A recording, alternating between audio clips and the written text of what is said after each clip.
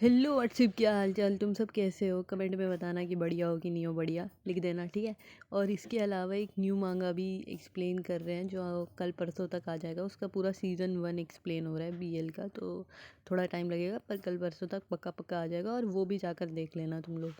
And yes, let's start the video. तो आज के चैप्टर में हम देखते हैं जेक्योंग की पॉपुलैरिटी की वजह से सारे जितने भी अंकल आंटी है वो सब आ चुके होते हैं उससे ऑटोग्राफ लेने के लिए कि मेरा बेटा आपका फ़ैन है, प्लीज़ ऑटोग्राफ दे दीजिए।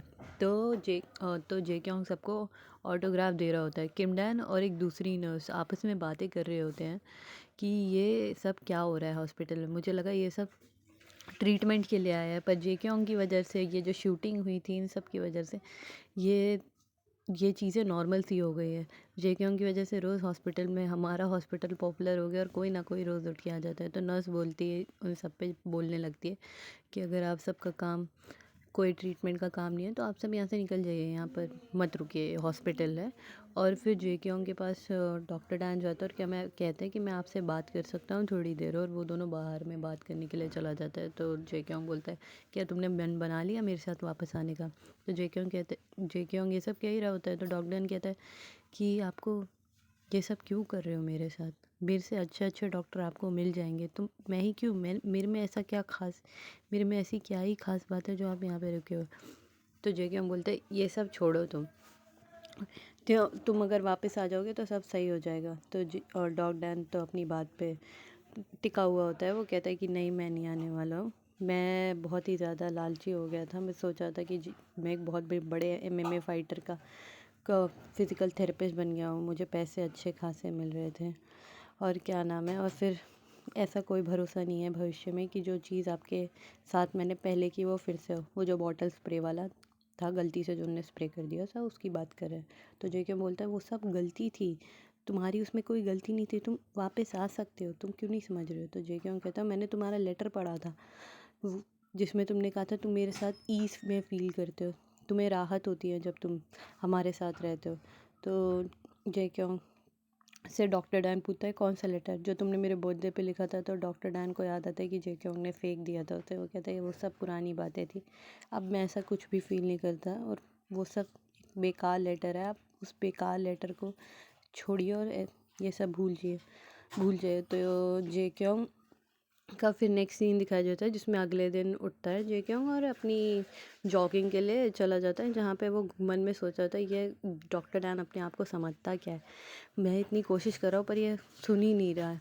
फिर एक अंकल जो होता है उससे रोक लेते हैं कि बेटा ज़रा ये उठा दो सामान वगैरह। सारे बूढ़े बूढ़े होते हैं तो एक का सामान उठा दिया, अब सारी आंटी और अंकल सब लोग उससे सामान उठवाने लगते हैं कि बेटा ये उठा दो, बेटा वो उठा दो, ये उठा लो, वो उठा लो। और जेक्योंग उठा के रख भी देता है। तो जेक्योंग को बदले में ढेर सारी सब्जियां मिलती है, जो सोचता है इस सब का मैं क्या करूँगा और मैं यहाँ ये सब करने तो नहीं आया था। तो इसके बाद सीन स्किप होता है जिसमें जेक्योंग जो है मन में सोच रहा होता है कि चलो नेबरहुड में डॉक्टर डैन से मिल के आते हैं, क्योंकि पड़ोसी पड़ोसी हैं अब दोनों। तो वो उसके पास जाता है और कहता है कि क्या तुम मेरी थोड़ी सी थेरेपी कर दोगे डॉक्टर डैन से? तो डॉक्टर डैन कहता है अभी। वो कह रहा है क्यों कर नहीं सकते, चलो। तो डॉक्टर डैन उसकी थेरेपी करने लगते हैं और जेक्योंग भी करवा रहा होता है। तो जेक्योंग से पूछते हैं कि आप क्यों ये सब कर रहे हो, आप वापस क्यों नहीं चले जाते? कह रहे देखो, तुम मुझे फिर से वापस वर्ल्ड चैम्पियन बनने के लिए तुम्हारी ज़रूरत है, तुम्हें मेरे साथ करना ही पड़ेगा, ठीक है? और तुम समझ क्यों नहीं रहे हो कि तुम मेरे लिए कितने ज़रूरी हो? तो उसे याद आता है कि जेक्योंग को एक प्रॉब्लम है जिंक्स की, जिसकी वजह से वो सबके साथ इंटीमेट होता है। तो वो कहता है, डॉक्टर कहता है अच्छा अब मुझे समझ आया आप यहाँ पर क्यों आए हैं और क्यों मेरे पीछे पड़े हैं, मुझे सब समझ आ गया। आपने जो मेरे को $5000 दे के आप मुझे ख़रीदा था, वही चीज़ के लिए तो आप आए हैं। तो जेक्योंग चिल्लाने लगते कि तुम क्या बोल रहे हो? कह रहे और क्या, आपको बस मेरा शरीर चाहिए था, आपको मुझे पहले बता देना चाहिए था, आपको इतने दिन रुकना भी नहीं पड़ता। और वो अपने कपड़े उतार देता है। भाई जेक्योंग इस टाइम भी उसे खींच के बोलता है कि फिर ये सब चीज़ें तुमने मांगी थी, फिर बाद में रिग्रेट मत करना। भाई छी यार, छोड़ो, ये सब चल रहा है भाई, क्या कर सकते हैं।